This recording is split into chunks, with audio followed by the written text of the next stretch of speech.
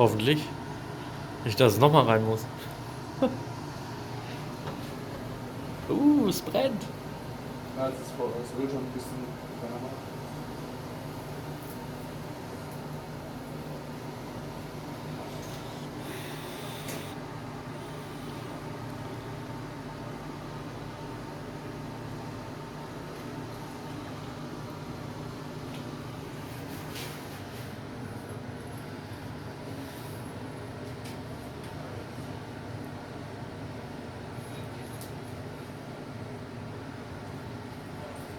Ja, die Angel ist schief, aber die Schleifen wieder bei.